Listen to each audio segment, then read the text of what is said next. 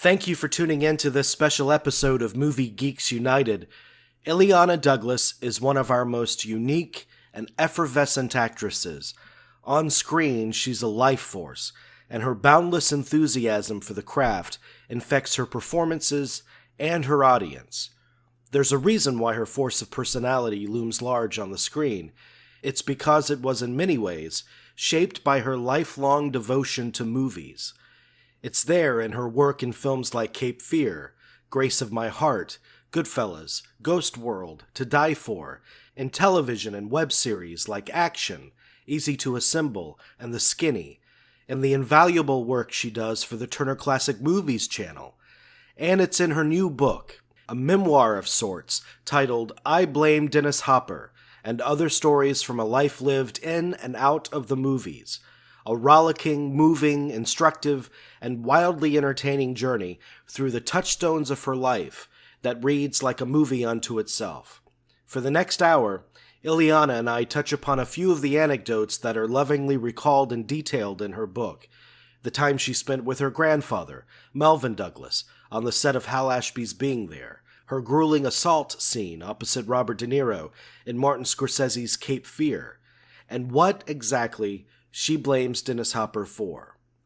But the book contains riches far beyond these, a strange and transcendent encounter with Marlon Brando that ended in mutual tears, the life-changing guidance and support she received from the likes of Roddy McDowall, and the many lessons related to her craft that they don't teach you about in acting class.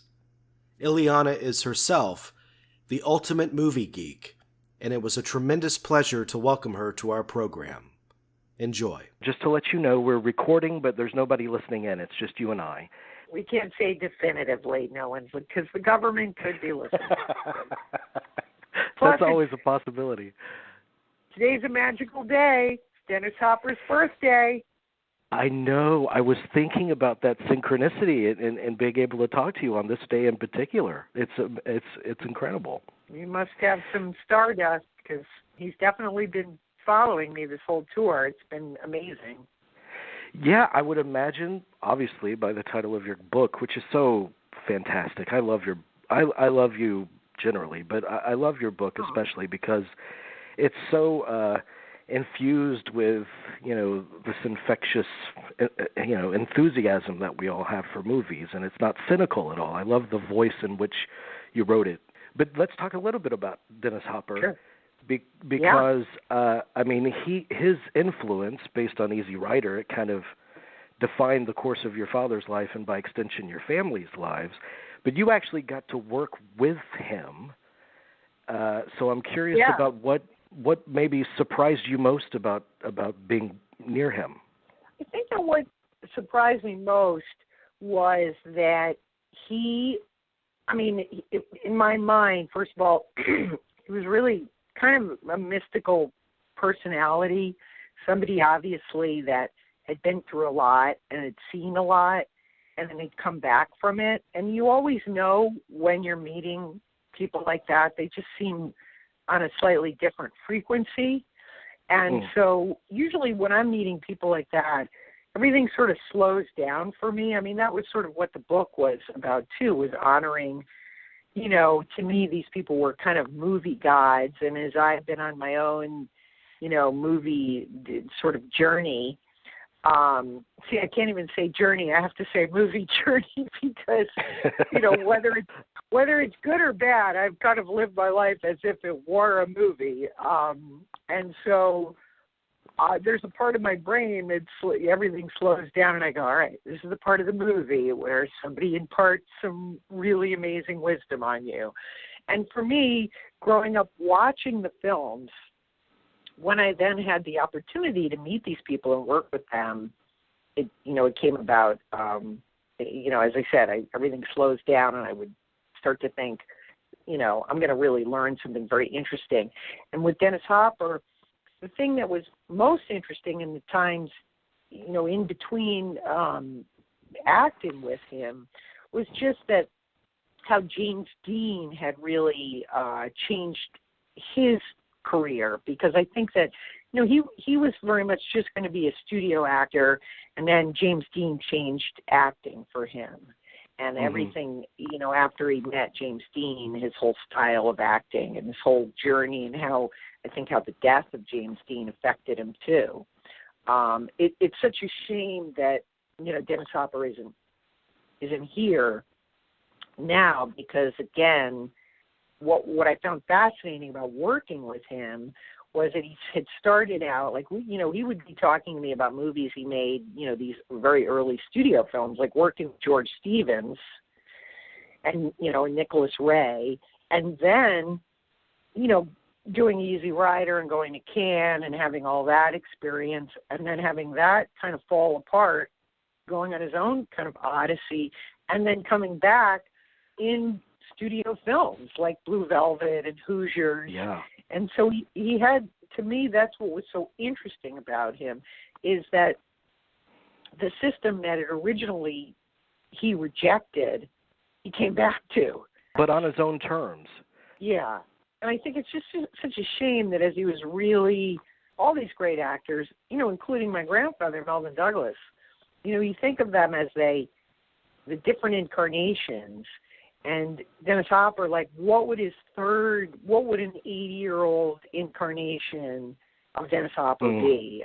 It's just kind of it makes me a little sad that, like, we're not able to see that. Like, we've seen this transition of Jack Nicholson, and it's been so amazing to watch him from his early days, and then Easy Rider, and then, like, what is the kind of older Jack Nicholson like?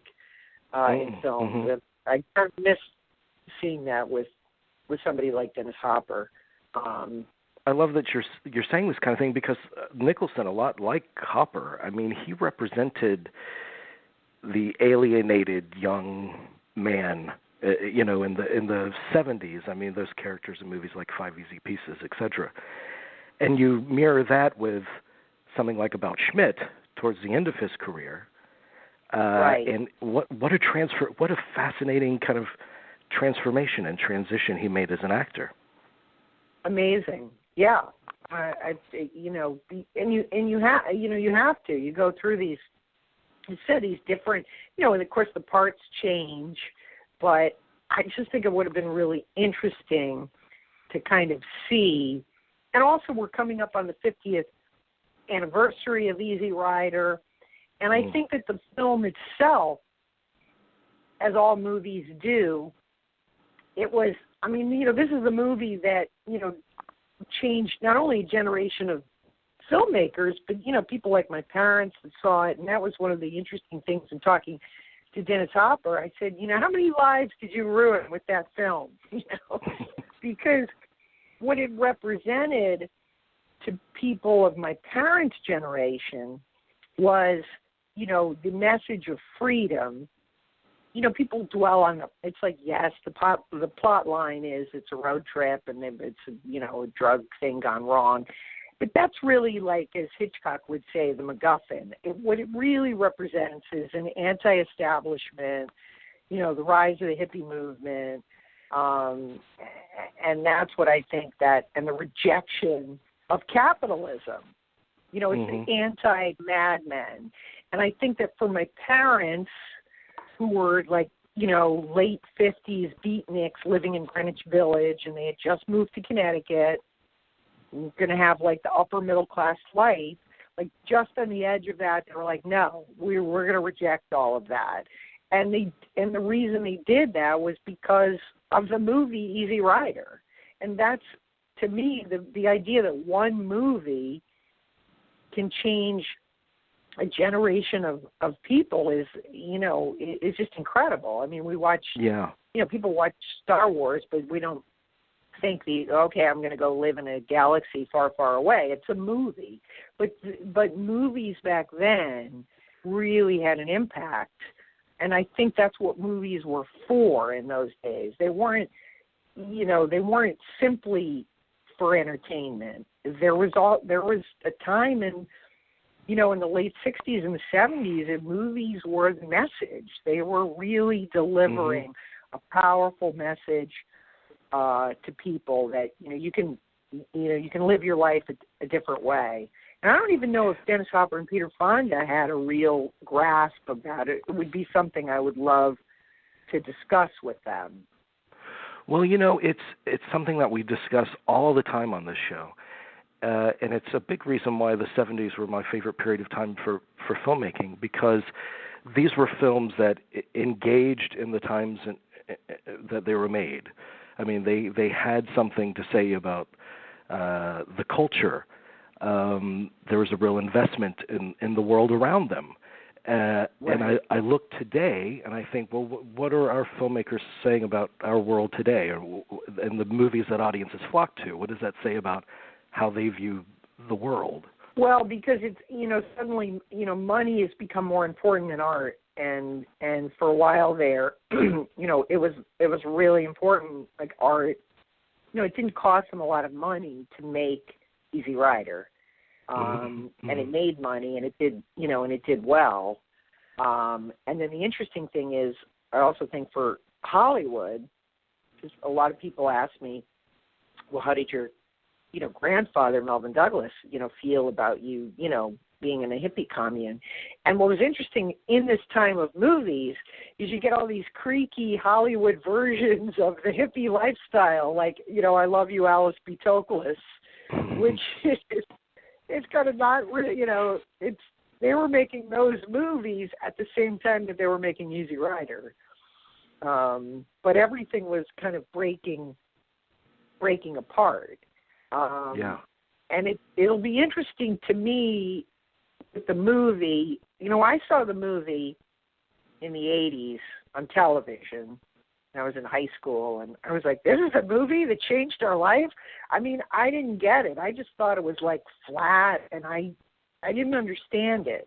But then, when I saw it, like, when I watched it in the past 5 years, I realized, like, much more what an important film it is, because it's about, it really, again, for me, it's almost like it carries a little bit off from, like, Jack Kerouac, On the Road. It's like the original.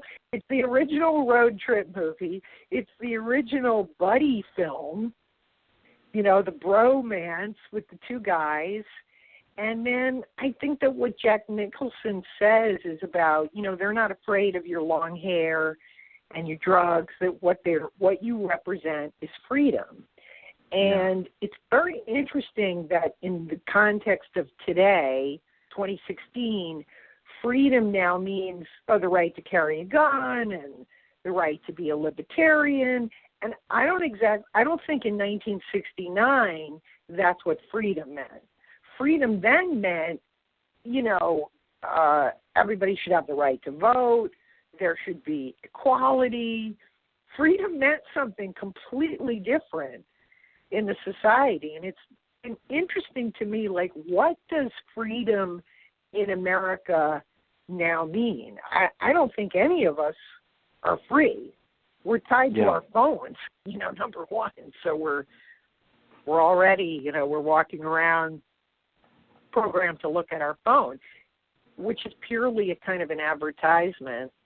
And those are all the things at Easy Rider, I believe, and I'm not sure, we'd have to, of course, speak to Dennis Hopper and Peter Fonda to get it right exactly. But I believe that what they were rejecting was the establishment. That's what my parents were rejecting. We don't need 2 cars, and we don't need a lot of money, and because it weighs us down. Yeah, absolutely. I completely agree with you. And you actually mentioned something else I wanted to talk to you about, which is your grandfather, Melvyn Douglas, and just the thrill of being on the set of one of my all-time favorite movies, which is Being There. Was that the first film set you'd ever been on, or? Yes. So, wow. Again, it was so interesting because it was like my parents were in their movie. They were in their hippie movie, wearing their hippie clothes and doing all their hippie things. And, and then my grandfather invited me. I started, when he invited me to the set of Being There, I went from looking at posters. I had like posters on my wall of all these movie people. And then now understanding, it was my first concept of understanding, a movie is made by 100 people. Like there's this whole secret society, and how can I get in this society, which seems, believe it or not, movies for me as a child represented stability, which you don't think of being in movies as stability. But because my grandfather was an established movie star, and everywhere we went, people were nice to us, and and so I was like, all right, I want to be in show business. It seems pretty good. You get driven to a nice car to the set, and everyone's so nice to you, So, and then of course getting to watch, Peter Sellers and sitting there on the set, and you're a little kid, and they sat me next to Hal Ashby, and it just seems so strange, of course, to later on then watch movies of Hal Ashby and have this kind of understanding of like, I sat next to him when I was a little kid and watching Peter Sellers, and it was, the way they made movies then was very different. It wasn't like, they didn't have monitors, and, you had the director, going in there and doing business, and there was a little bit more time to do something artistic. And there was also the camaraderie of the day that, that I was watching the scene. It was Jack Warden and my grandfather and Peter Sellers, and they'd all been in the Army, and so they were sort of telling Army stories. It was really, really a kind of a configuration that stayed with me that I never forgot. And that movie, talk about another brilliant, prescient movie. I mean, that movie speaks to what we're living with today. Absolutely. It's, again, it no longer plays really as a movie. It plays as kind of like a documentary. Yeah. People getting elected and, being manufactured and watching television. And as I say in one of the stories, this experience I had where that movie has kind of followed me in very interesting ways. And what does the movie say? Life is a state of mind. Is it all a movie? That theme, that through line runs through the book in the people that I've met. Like, I'm in the movies, but I've also been observing the movies. And I've also met the real people that made the movie. So it's kind of, it's interesting to me. I'm both an observer, I'm in the audience, and I'm on the screen at the same time. I don't work with my cinematic heroes like you do, but I'm so in tune with your feeling that you're almost living a movie, or because in a weird way, I equate big moments of my life with movies. Yeah. So much so that, if I'm trying to think of when did my father have open heart surgery? It was the opening weekend of Carlito's Way, so that had to have been November of '93. I mean, that's how weird I get with it. But yeah, so completely. I understand. So did you, when you set out to start an acting career, did you model yourself after a particular person who really took your imagination? Well, as I write about in the book, I got this I had this understanding, that my grandfather was, came from the classic Hollywood studio system, and the first person I gravitated to, really oddly, it made absolutely no sense, was I wanted to be Ruby Keeler. That was my so I dressed the part. I was like, I'm going to be like Ruby Keeler circa, 1938. The only problem was it was 1979, so I don't know why, again, my fascination was always going back in time. Yeah. And I would talk to my grandfather, which really sparked his interest. I was obsessed with like the Algonquin Round Table, and he started giving me, I would write him little funny letters, and I would be funny, and he gave me books about Dorothy Parker and Alexander Woollcott and Harpo Marx, and so my first, it was Ruby Keeler. Then I kind of went over to Groucho Marx. That was like, then I went through my Groucho phase. And then I gravitated to Liza Minnelli and Richard Dreyfuss. They were like, and it was kind of an amalgamation of, because again, which if you think about it, you're like, okay, Ruby Keeler, Groucho Marx. All right, Liza Minnelli, Richard Dreyfuss. I get the transition. There's a little bit there. And, so those were all, though, for me, growing up, which is what I write about, first of all, he did seem to be in every movie I ever saw at the drive-in. It was like Richard Dreyfuss, movies. And I gravitated towards him because he just seemed like he could be my friend. He was like a big kid. And, when I saw him in Jaws, I identified him as me. Again, I'm not saying that's a healthy thing to do, but as I watched the movie, of course, it's a movie about a big shark and all that. But as I saw Richard Dreyfuss, he was just so confident and kind of funny and smart alecky, and I identified those qualities in myself, and then I played them up after seeing Richard Dreyfuss. There's this great force of personality in those actors that you mentioned. Yeah. Well, and then, when I saw that, my grandmother took me to see The Goodbye Girl, and again, that for me, the whole movie incorporated, for me, everything I wanted. Like, okay, I'm going to move to New York. I want to be, Richard Dreyfuss, like the actor, living in an Upper West Side apartment, with, being sort of like Marsha Mason, like they were living their dream in New York City. And I did all those things in the movie. Like I was, I would have my grandmother, take me to where and we didn't have YouTube. You'd have to watch the movie 80 times to go, all right, it's 78th Street. And then, I'd have my grandmother take me there. And I remember, like, moving to New York and, like, really believing there would be an apartment there. Like, I'm not going to just live in New York. I'm going to live in the apartment where they shot The Goodbye Girl, not understanding that it's a studio. But there was a at one point they're having they have their, when she gets mugged and you can see the building. I did, you stand outside the building and it's like those dreams are kind of what I believe would sort of carry you through. They carried me through anyway. So then it starts to get surreal, of course, when, I'm in acting school and I can't do anything right. And I'm like, all right, this is going to be Richard Dreyfuss. And then the next thing I know, I was like, I don't know what you're doing to keep it up.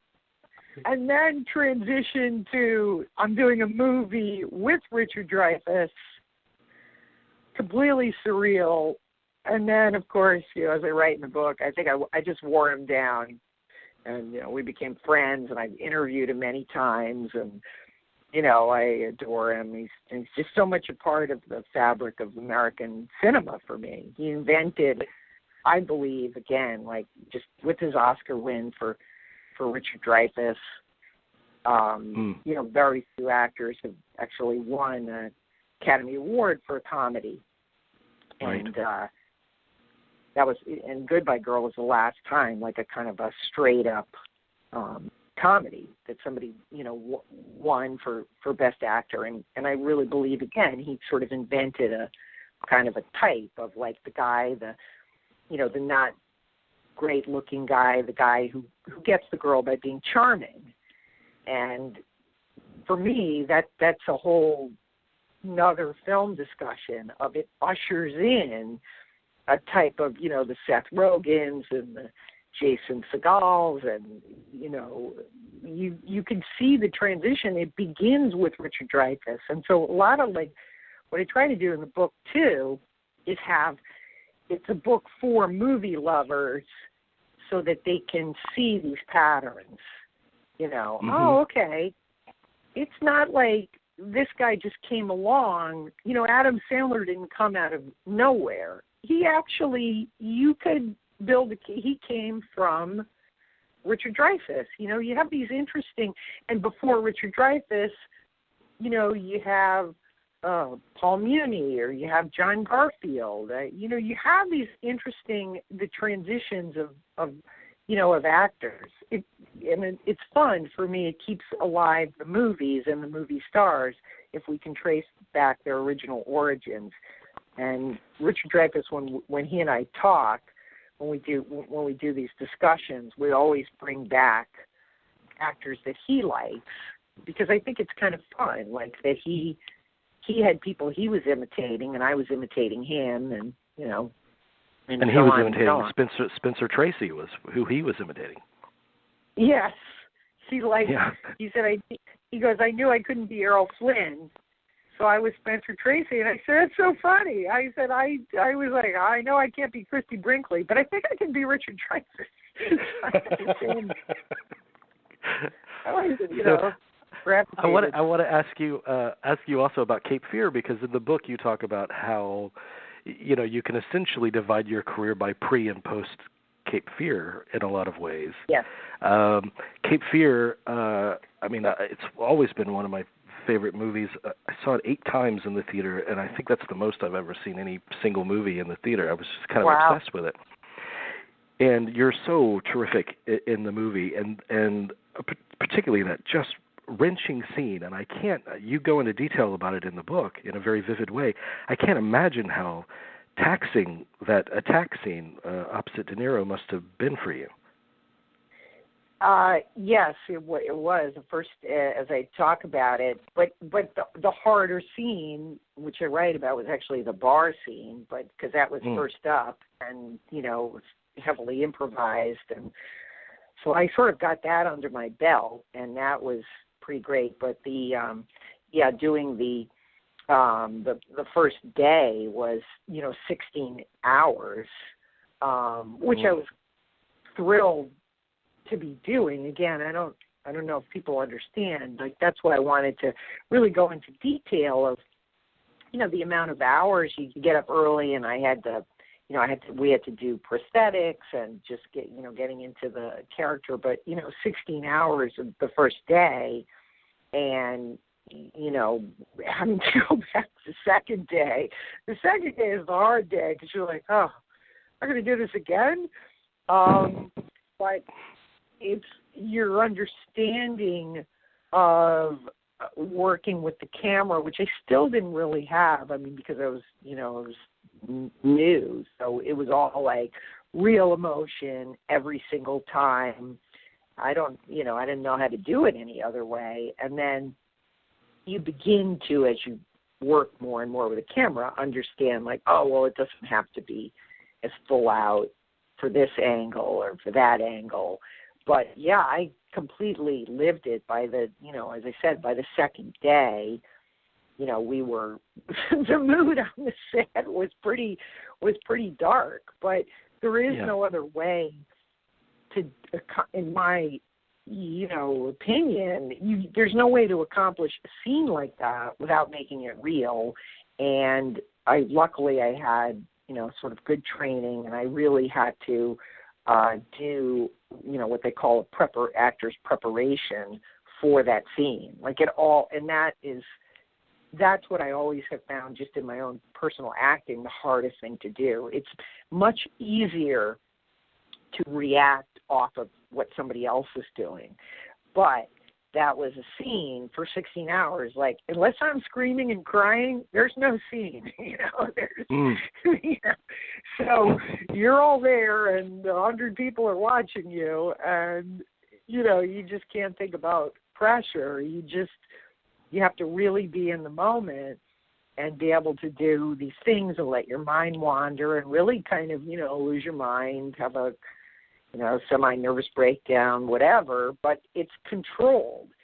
Sanford Meisner described acting as it's kind of like two, a double-barrel shotgun. And on the one side, you've got your total insanity and all your trauma, that you've been through. And then the other side is your outside, your cover, your completely normal day-to-day life. And you somehow, for the cameras, you can't go too far, because they're filming it. It's a movie. It's not real. But you have to find this balance where you're able to go into these traumatic experiences and let somebody film them.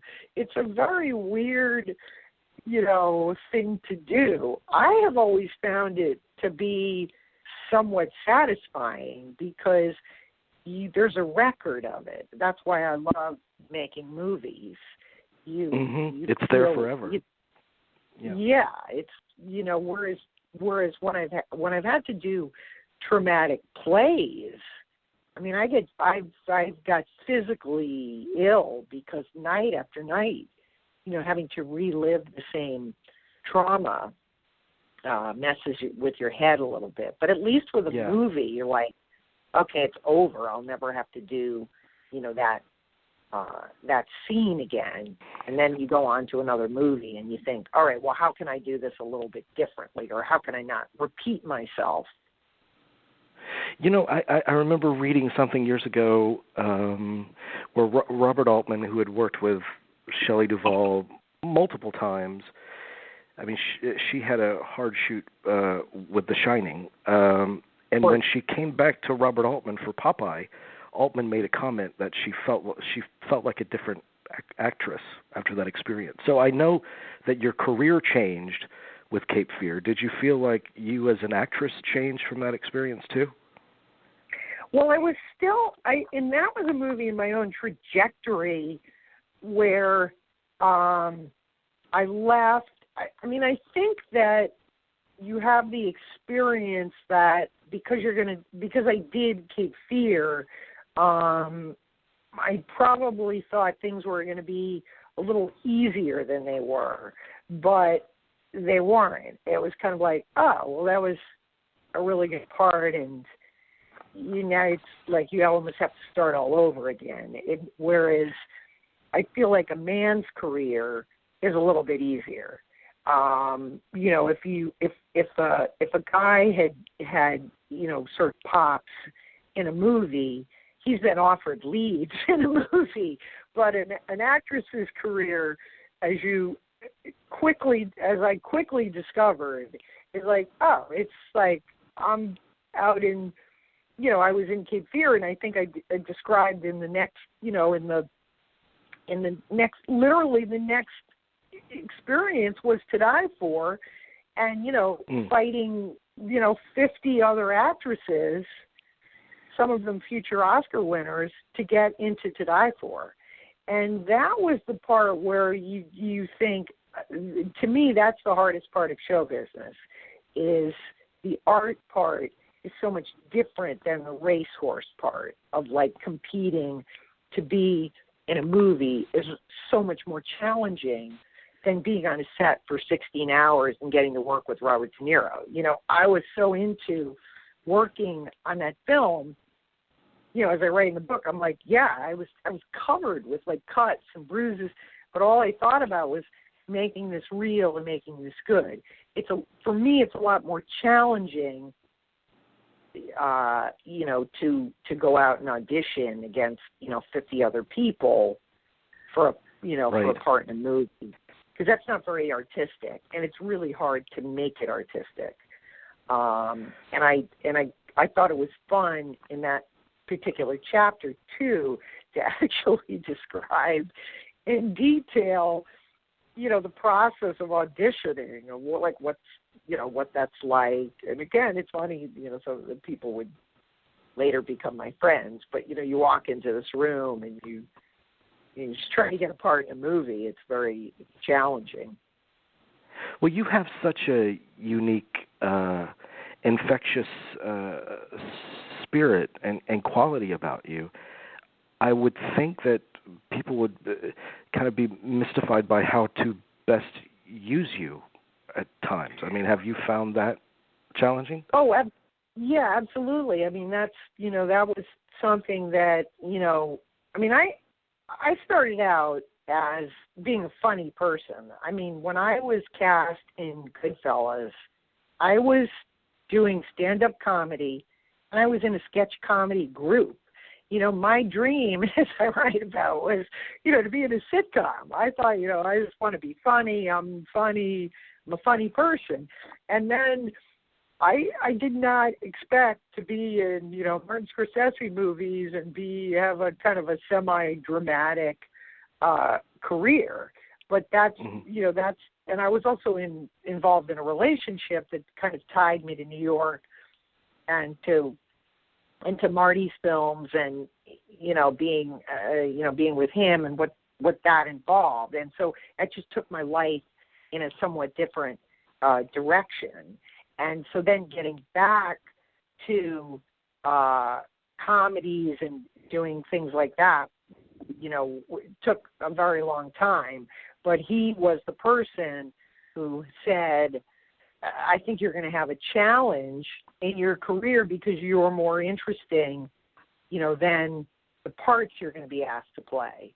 And and that turned out to be true, because there is no, there was no Roz Russell anymore. Like, that doesn't, there is no Eve Arden. And we went through a phase, where I would be cast in something because people loved my performance in To Die For, but they would just keep asking me to tone it down. And I'd be like, this is me, serious now. Like, I can't, I'm just walking in the door. I had an experience with a director where, she said, you're just too big. And I said, you mean my acting is big? And she said, no, your aura is too big. And I went around, I went to this, with the actor in the movie. I was like, my aura apparently is too big. I don't know. What am I going to do? My aura is too big. And we were laughing about it. Like, I don't know how you make your, that genuine, that kind of spark of, I'm just thrilled to be here, as people will try to take that away from you and tamp it down. And I tried numerous times in the book. I talk about people, the first acting school I went, the teacher said, well, after you, walk through your imaginary wall, I didn't believe anything you did. And I was like, there was always an eye of me looking at the audience and going, this is bullshit, right? I'm amazing. What's wrong with these people? That's how we feel in life too. I mean, it's not just the movies, there's 100 people that will stomp on you when you have enthusiasm. I'm not sure. Maybe it's just an American kind of a thing, a very provincial, there's a slightly provincial quality. And this all goes back to the way I was raised. Don't blame me, blame Dennis Hopper. I get into discussions with people and they go, whoa, look at you. Oh, I guess you think you know who you are. And I always go, don't blame me, blame Dennis Hopper.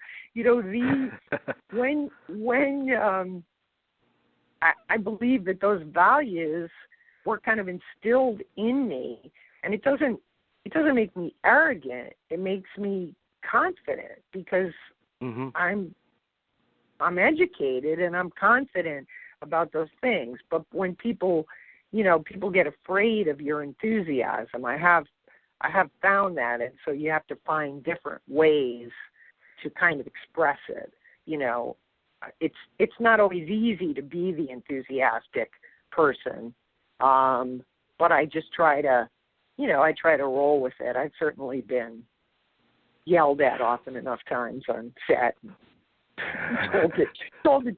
As I write about in the book, I was like the one of the first experiences I had doing this play where the director, I kept pitching all these ideas, he's like, you have like 2 lines in the play. Could you leave me alone?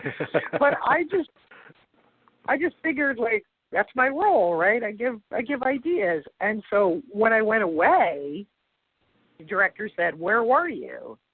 And I said, "You told me I was getting in your way." And he said, "That's the thing about you, Illeana. When you're around, you're completely irritating. But when you're not, I miss you." And I have actually, that's been one of the, like, I'm like, yeah, that's my role. When I'm around, I'm irritating. When I'm not around, everybody misses me. So. I have to ask you. Sure. One of our listeners wanted me to ask you a question. This is from author Annette Segaloff. Ask her about action and what it was like to be the Elephant Girl. Well, again, just an amazing artistic experience. I went into that, very seriously. Ted Demme was our director. Jay Moore, who I had a previous relationship with, I knew, we had worked on this movie, Picture Perfect. So I had I knew him.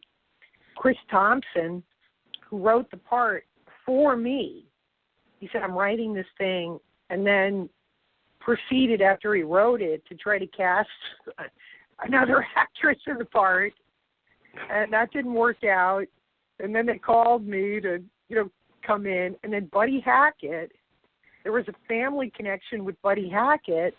He had been in a show called Call Me Mister, which my grandfather had produced.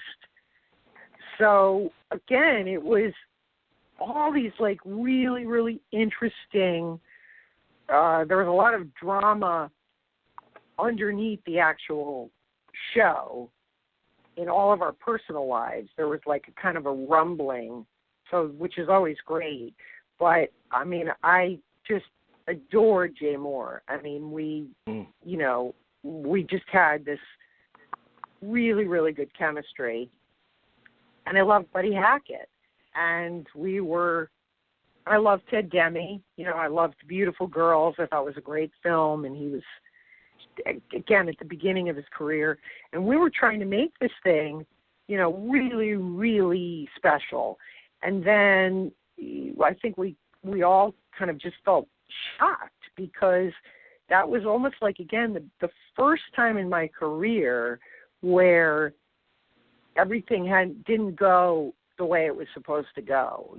Like when you were describing Cape Fear, it was like, yeah, we got together and we worked really hard on this thing and it came out and it did really well and Alive and To Die For, and we approached action with that same just complete seriousness. We went in guns blazing. Like, this thing has to be great. And so, we got all these great reviews and we went to New York and we were on this high, and then it was like, oh, the ratings aren't good.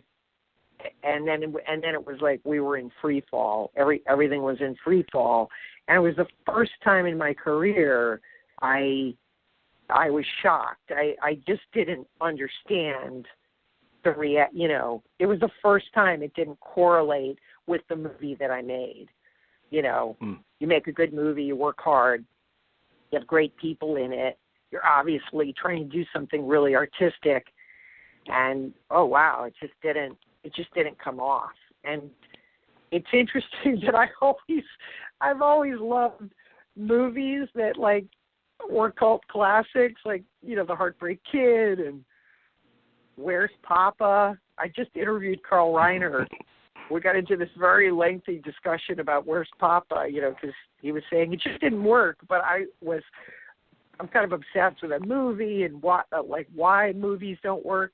And then now, lo and behold, Action was one of those movies. And by the time we got to, the Elephant Princess thing, Chris Thompson, may rest in peace, he had so many demons. He just was like, I'm going to kill everybody off. She's going to she'll go back and be a hooker, and Jay Moore is going to die. And it was, it was pretty real. It was the first time, all the drama that was happening stage bled its way into the real work, and to good and bad effect.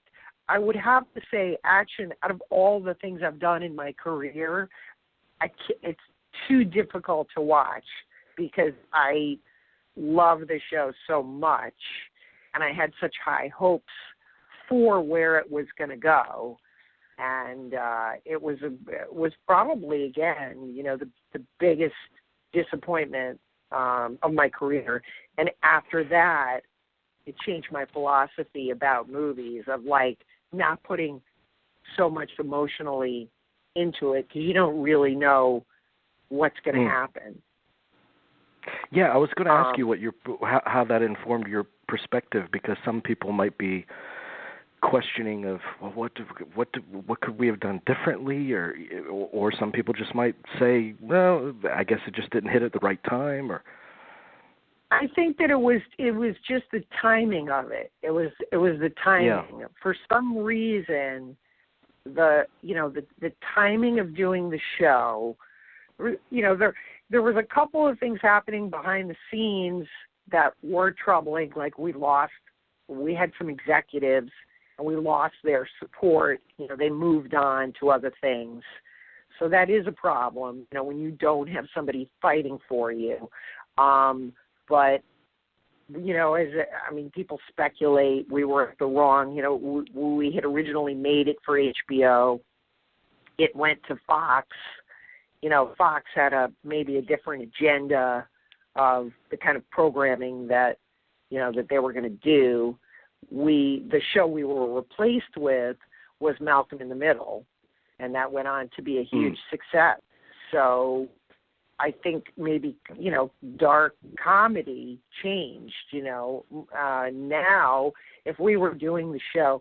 What's interesting is every third show now seems to be about a person in show business with a kind of dual identity. There's a lot of these shows out there, but maybe action was, too ahead of its time. But I don't think it had anything to do with the quality of the work. Right. Do you mind if I close off our conversation with just a couple of quick random questions? Sure. To you? Okay. I'd like to know your favorite movie moment. My personal favorite movie moment is from The Bandwagon. It's probably the Girl Hunt ballet when Fred Astaire is dancing with Sid Charisse. I just think it's one of the most uplifting moments in cinema. It's just pure. Vincent Minnelli, the sets, the dancing, the music, and Fred Astaire and Sid Charisse dancing. I just think it's beyond cinema. It just reaches into your soul. And it's so beautiful, again, it makes me cry. It's just like, you're not thinking about any of your problems or worries. It's just like, oh my God, the red dress it's like just pure, for that moment you can find peace. And I think that's what, that's what movies do for you. Which actress, living or dead, would you like to portray in a film? And which one, if you were unavailable, would you choose to portray you in a film? Well, it's probably the same person. I'm going to go with Bette Davis. What I love about Bette Davis is that she always acted with an opinion. She didn't just act. It was like you knew there was an opinion under, when she's saying the line. She has a strong opinion about her acting, and I just thought she just had so much of a strong personality, but she also had like a kind of a troubling life. But I would be torn, even though I don't look anything like her. I think one of the actresses I find to have one of the most incredible lives is probably Marlene Dietrich, because she represents she sold more. We have our show called Trailblazing Women for TCM, and last year we concentrated on directors. This year we're concentrating on actresses who made social contributions.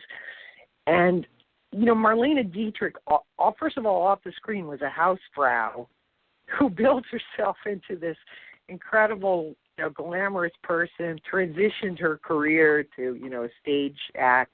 But during World War II, she sold more war bonds than anyone. She, traveled around. She was incredibly fearless, was really just instrumental in a lot of areas in entertainment in World War II. And so I find that her life story, for me, is one of the most compelling, interesting life stories. I mean, Hitler wanted to date her. I mean, it just is incredible. It's crazy, And then when I worked with Burt Bacharach, I have a lot of questions about Marlene Dietrich, and they were friends, and they had like a kind of a friendship, and he really helped her, later in life as she developed this kind of stage act, and she was, she fell off a stage. I mean, she literally put herself together with kind of, Scotch tape and pins towards the end. She wore this dress with a fake body, in it. It weighed about 90 pounds. They used to zip her into it. And it was all about fantasy. And so I just think as the art of artifice that she had, plus the total realism of being in the midst of World War II and traveling around, I just find her life to be probably the most interesting and compelling. I'd like to see that movie. I'd like to see that portrayed on screen. You mentioned Burt Bacharach, which leads into the next question here. Sure. Which film composer would you choose to score your life? I mean, possibly. That's so tough. You'd have to go. I mean, it's there's of course there's Ennio Morricone, who I love, but I also love currently I love Howard Shore, and his music is wonderful. But I don't know, Burt Bacharach, that's a tough one. I think I'm going to go with Ennio Morricone. Well, that sounds like a pretty haunted life. There's some dark themes in there.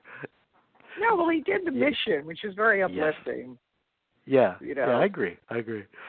And finally, which era of filmmaking would you most have liked to have worked in outside of, the one that you're obviously currently working in? The 50s. The 50s is my absolute favorite. Post-war, the 1950s. Up until, I gravitate for some reason to 1958 again and again. I'm always it's 1958. But I find the 50s to be a really, really interesting, people coming back from the war and readjusting to life, and it's pre the whole hippie kind of movement, but it's the understanding, which affected my grandfather. They didn't make screwball comedies after the war because once you were aware of the atrocities that occurred in Europe, things just weren't funny anymore.